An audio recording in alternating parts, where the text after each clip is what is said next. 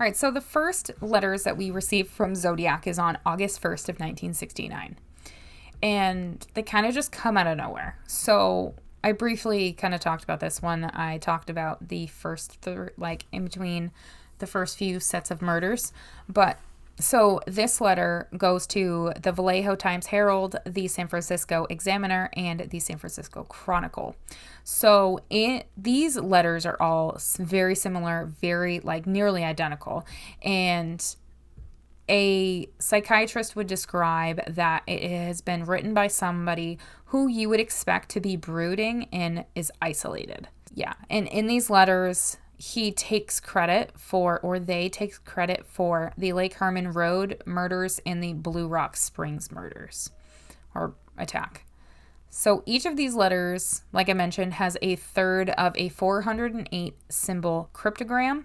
And this cryptogram Zodiac made to basically encrypt his identity. But we've never been able to figure out his identity. Zodiac demanded that these needed to be printed on the front page of every paper, or he would carouse around all weekend, killing people, lone people in the night, and then move on to kill again until he ended up with a dozen people over the weekend. So the Chronicle would publish its third of the cryptogram, and the cryptogram would be on page 4 of the next day's edition.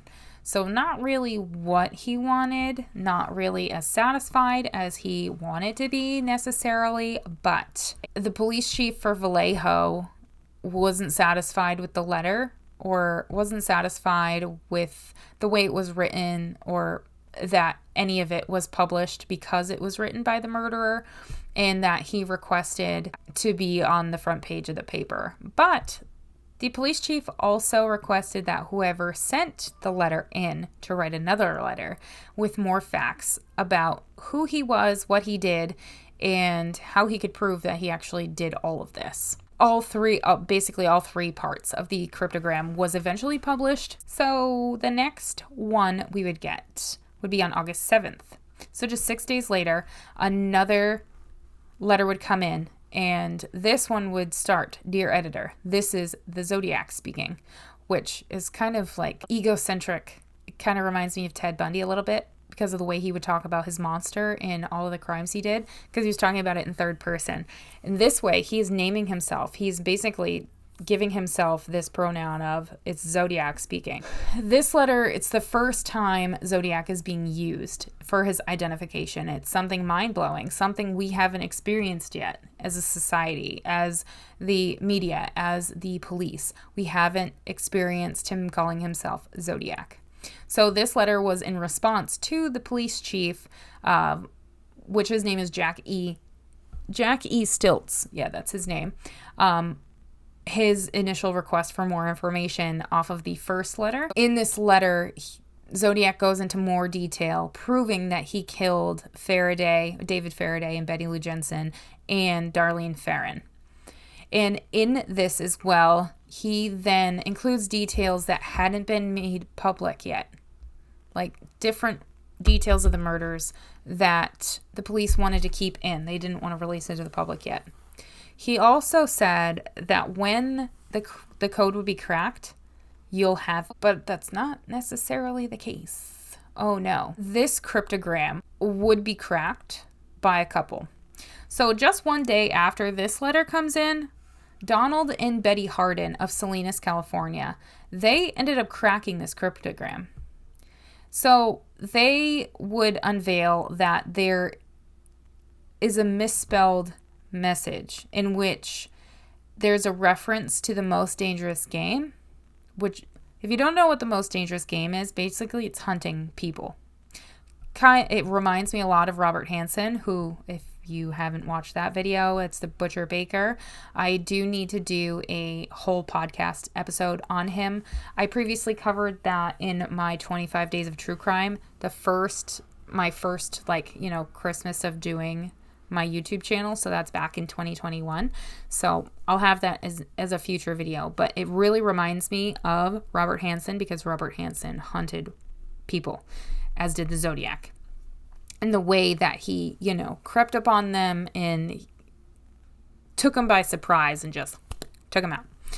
But also in the cryptogram, Zodiac said he was collecting slaves for his afterlife, which kind of gives more of a morbid sense to this whole cryptogram.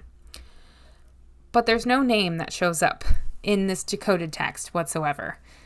Zodiac said that he wouldn't give away his identity because it would stop his slave collection and it would slow down his process, which kind of sucks for everybody because, we want to figure out who did this, but we can't figure out who did this because he won't give himself up. It's a whole lot of something. A whole lot of something, and I just don't know. So that's obviously before the Lake Berryessa murder, right after so basically in between the first two sets of murders and the third set of murders is when all of these letters are coming in. So fast forward after the Lake Berryessa and the Presidio Heights murder, this is when it's kind of dubbed the 1969 mailings. So October 14th, or technically speaking, it's October 13th, where I mentioned the San Francisco Chronicle received a letter from the Zodiac, and this is when he sends in a section of Paul Stein's shirt. But another letter would come in the next day. And in this letter, or maybe it's this day when they talk about publicly what came in on the 13th. So they would end up getting correspondence from Zodiac on either the 13th or the 14th about what he wanted to do about buses. So this is the bus letter. So in this letter, he said he just wanted to shoot out the front tires, then pick off the kitties as they come bouncing out. This time, obviously, like I mentioned, Charles Manson and the Manson family is out. And they just had, it was a case of these guys ended up hijacking a bus full of kids. I think they were in between the ages of 5 and 14, and they ended up burying this bus, and they were buried for a few days, and then they came out. So there was already a lot of cops out with buses to make sure nothing happened, but this kind of enhanced it. So at about 2 p.m. on October 20th of 1969, someone calls the Oakland Police Department. That is the Zodiac, or somebody claiming to be the Zodiac. They demand to talk to two different lawyers, one being F. Lee Bailey and the other being Melvin Belli. They both appear on a talk show on KGO TV, and this talk show is hosted by Jim Dunbar, and the show is called AM San Francisco. F. Lee Bailey was not available during this time, so Melvin Belli would appear on the show. And Jim Dunbar then would, he would try to, appeal to the viewers. He'd keep the lines open. And when this phone call comes in, somebody claiming to be Zodiac calls several times. And Melvin asks this person for a lesser creepy name or lesser ominous name. So the caller chooses the name Sam. So Sam is on the phone. Sam said he wouldn't reveal his true identity because he was afraid. And the reason why he was afraid is because he was afraid if he would get caught, he would be sentenced to capital punishment in California. Capital punishment at the time in California was the gas chamber. I believe it still is the gas chamber, or it might be lethal injection because that's more humane. I don't know. New Hampshire's is death by hanging, which hasn't been reinstated yet. Although, fun fact, if you didn't know this, the last noose used in the state of New Hampshire is actually hanging in our Capitol building in a glass box. You walk in and bam, there it is. Pretty cool. Also morbid. Fun fact you didn't know you needed to have. So Sam and Marvin, Sam and Melvin would agree to have a rendezvous at a shop on Mission Street in Daly City, but nobody arrived. And I think it's because Melvin was there, but the cops were there as well. If Melvin showed up without the cops, maybe it would be different. But this call that Sam made would be traced back to a patient in a mental institution. And unfortunately speaking, this man was determined to not be Zodiac. So on November 8th, the Zodiac mailed a card with another cryptogram. This had 340 characters. So this cipher, which has a nickname called Z340, is still unsolved. Still unsolved. Nobody has been able to solve this cipher. Technically speaking, it was deciphered in December of 2020 by some people, which included a software engineer, a mathematician, and a programmer. And this is Jarl Van Eyck, Sam Blake, and David Oranchak. And in this message that they fully believed they decrypted, the message talked about the Zodiac denying being this Sam that spoke on AM San Francisco, and that he was not afraid of the gas chamber. And he's not afraid of the chamber because it would send him to paradise. After they, figured this out, they would send it to the FBI to be verified. The FBI then would state that this message gave them no more clues as to who Zodiac was. So it was kind of another dead end. But that was in future, now time that this is a dead end. But back in 1969, it was still not decoded. So they didn't have anything to go on. The next day, a 7-page letter from Zodiac comes in. In this letter, it states, talking about two policemen that stopped and actually spoke to him for about 3 minutes after he shot Paul Stine. Now, excerpts from this letter was published in the newspaper on November 12th, and it includes Zodiac's claim of what happened. So apparently that same day, about what happened with the police, them talking to him, yada yada. Also, on December 20th of 1969, this is exactly 1 year after David Faraday and Betty Lou Jensen died, the Zodiac mailed in a letter to Melvin Belly, and it included another swatch of Paul Stine's shirt. In this letter, Zodiac said he wanted Melvin to help him. So maybe it is a cry out for help. Maybe Zodiac just needed an extra push to get in the correct, way, you know what I mean? But what I want to talk about next is 2 more possible Zodiac victims. Strange, we don't really hear about these. So the first one would be on April 10th of 1962 at around 1:45 a.m. And this is a man named Ray Davis. So Ray Davis was shot from behind in his cab, very similar to Paul Stine. And he was shot with a .22 caliber, also a long rifle, which is very similar to that of the Betty Lou and David murder because they were shot with a long-barreled rifle. So Ray Davis was, needless speaking, he was notified that he would need to basically pick up somebody and then bring them to a location in South Oceanside. But it's after he leaves to pick up this fare and bring them there. And where he picked this person up is possibly on Mission Ave. He's never heard from. Early the next morning, his body would be found. Now, his body was found in a very exclusive neighborhood called St. Malo, which is one of the first gated communities in Oceanside. He was shot twice from the back seat of his cab, one in his back and the other in his head. And after it's believed that after his body was dumped in an alley, his killer then left the cab before abandoning it. And this was at 400 South Pacific Street. So the exact site of where his body is at 1926 South Pacific Street in an alley directly behind this address. Davis wasn't robbed, and there was never a motive for this killing. Very strange. Very strange.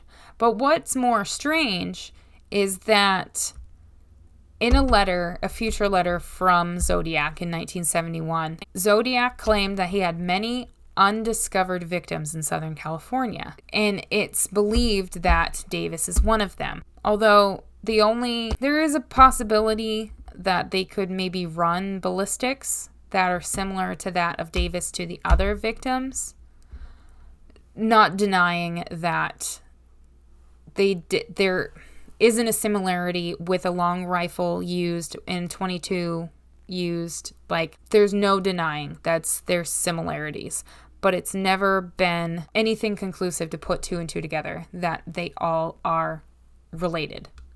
He is definitely a possible Zodiac victim and possibly the first victim. Our next would be Sherry Jo Bates, and this would happen on October 30th of 1966.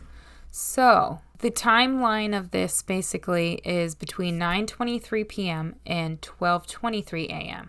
So, on October 30th and October 31st.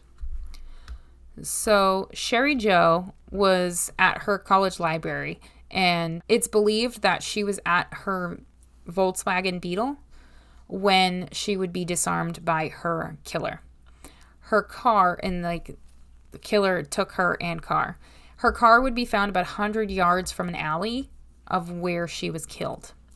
So there was a watch, a Timex watch, with a band that would give a reference of about 7-inch wrist that was found at the crime scene, along with a boot of an 8 to 10 size, like boot print, that's a military style boot at the scene. Now, the watch was traced to a military post in England, and the shoes may have been sold at a nearby Air Force base, but nothing super conclusive.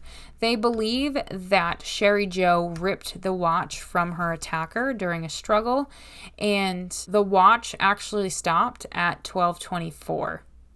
Hence why they believe when the timeline is between 9:23 and 12:23, but they don't know exactly when her death occurred. But they do know that she died extremely fast, very fast. She was stabbed multiple times after being beaten with a short-bladed knife, and her throat was cut. There was no evidence of robbery, no evidence of sexual assault, and there was no witnesses. She was just 18 years old. Also, like I previously mentioned about Ray Davis, in a letter that Zodiac sent to the Los Angeles Times that is actually postmarked for March 13th of 1971, he told them that he killed Sherry Jo Bates in a letter. And he also talked about, in these letters, these are also taunting the police as well. And that there was also a confession letter that was sent from Riverside, and this was sent anonymously. And the date is November 29th, 1966. This letter was sent to both the Riverside Police Department and Riverside Press Enterprise. And this included details of her murder that have never been revealed by the police. Also, in December 1966, a morbid poem was scratched into a desk, into the surface of a desk, in the college library of where she was taken from. This writing eventually was attributed as well to Zodiac. There was another 3 letters that were sent anonymously on April 30th, 1967, as well to the Riverside Press Enterprise and to the Riverside Police Department, as well as to Sherry Jo's father, Joseph, and they all have been attributed to Zodiac. So that is another possible victim of the Zodiac killer. Officially, in 1970, the police department determined that she was a definitive Zodiac victim, but this fact is not really fully factual because her murder, as of 2021, was still actively being investigated. Whether or not she is fully a Zodiac victim, we don't know. We don't know as of yet, but hopefully it will be determined soon.